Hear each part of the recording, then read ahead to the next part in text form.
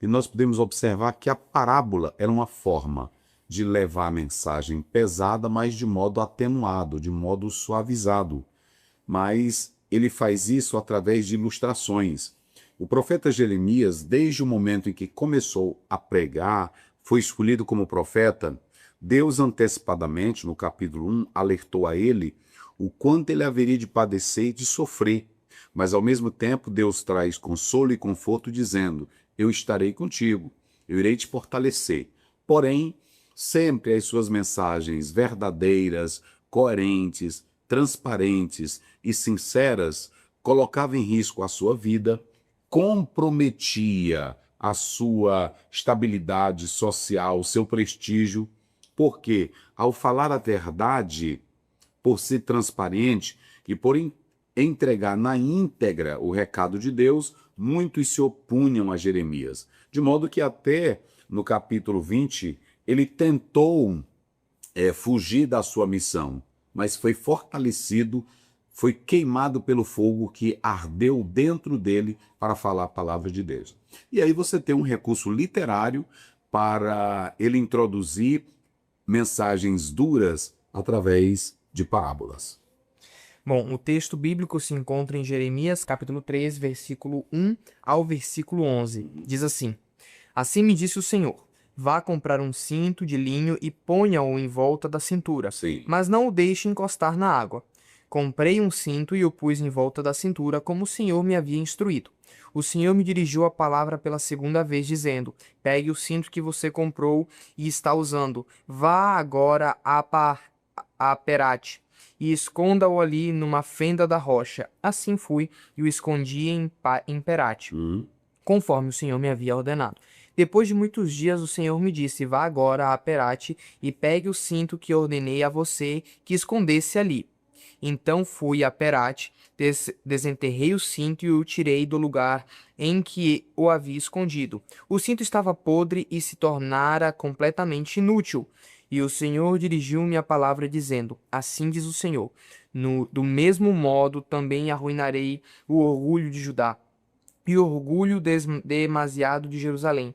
Este povo ímpio, que se recusa a ouvir as minhas palavras, que age segundo a dureza de seus corações, seguindo outros deuses, para prestar-lhes culto e adorá-los, que este povo seja como aquele cinto completamente inútil. Assim, como um cinto se apega à cintura de um homem, da mesma forma fiz com que toda a comunidade de Israel e toda a comunidade de Judá se apegasse a mim, para que fosse o meu povo, para o meu renome, louvor e honra. Mas eles não me ouviram, declara o Senhor. Muito bem. Então, a leitura que o Daniel acabou de fazer é uma leitura do capítulo 13. E nesse capítulo 13, para que os jovens e os nossos irmãos entendam, ele é um capítulo dividido em 5 discursos, os quais relatam a queda, o declínio, a destruição, a ruína de Judá, do povo de Deus. Então, no capítulo 5, você tem 5 temas que tratam sobre essa queda. Se vocês observarem, o primeiro tema vem em forma de parábola, é a advertência que o próprio profeta faz. O segundo tema nós temos aí parábolas dos jarros, a partir dos versos 12 a 14. Nós temos o terceiro, advertência contra o orgulho do povo de Deus, que vai levar eles à queda. E em quarto lugar, você tem a vergonha de Jerusalém, que está aí no verso 20 e 27. Então, todas essas parábolas que o texto está falando aqui são pesados, são impactantes. Então, ao lermos esse capítulo de número 13, nós temos estes 5 discursos, os quais relatam a queda, o declínio de Judá, por não obedecer à palavra de Deus. E aqui, em alguns momentos, Jeremias ele vinha de modo direto, de modo claro, enfático, categórico, transparente, óbvio, mas agora ele vai vir também com parábolas. E nós podemos perceber dos versos 1 até o verso 11, que ele traz uma mensagem pesada para o povo de Deus, que daqui a pouco nós estaremos analisando. Mas só para os irmãos observarem, o texto que nós acabamos de ler, ele traz uma contextualização para mostrar a forma que Deus vai tratar para punir o seu povo. Era muito comum naquela época Deus usar os profetas, inclusive sacerdotes, para levar a mensagem divina em forma de sinais.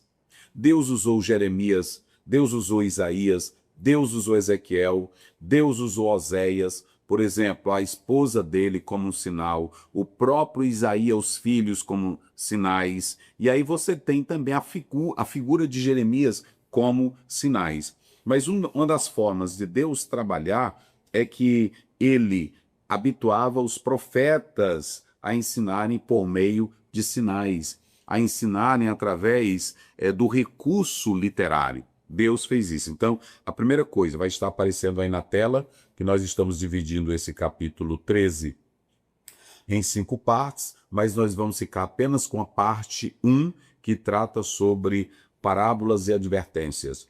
E aqui nós temos a primeira parte, cuja temática da primeira parte, a glória dos judeus foi manchada. Note que Deus escolheu Israel, no seu contexto geral, para ser luz para outros povos, nações. Mas como não quiseram, Deus primeiramente os tratou bem, tirou do Egito, deu leis, livrou-os com mãos poderosas. Foi uma maravilha, mas Israel pecou contra Deus. E agora, para mostrar essa situação, a contextualização, nós temos aqui 5 discursos que mostram a queda de Israel, ou melhor, de Judá.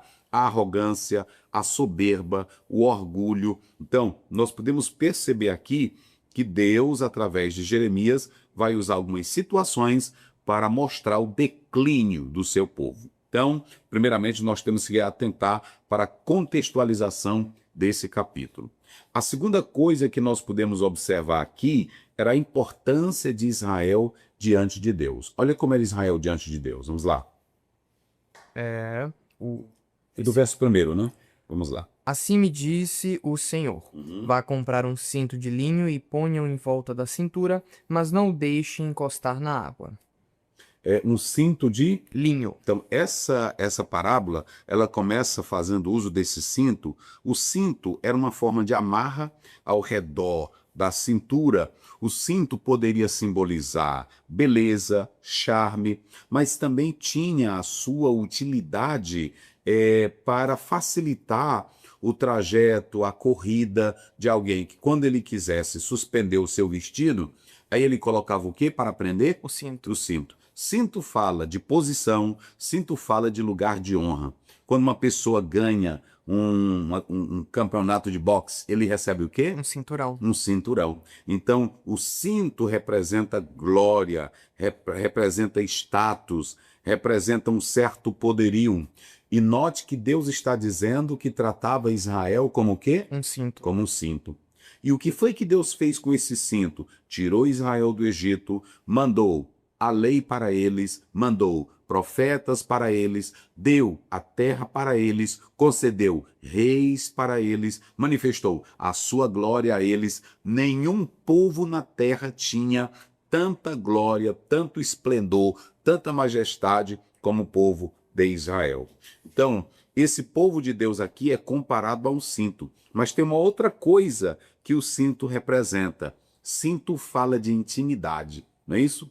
Não somente de ornamento, de glória, de poder, de vitória, mas quando eu estou usando um cinto, ele está junto ao quê? Ao corpo. Ao corpo. Então, se ele está junto ao meu corpo, ele fala de quê?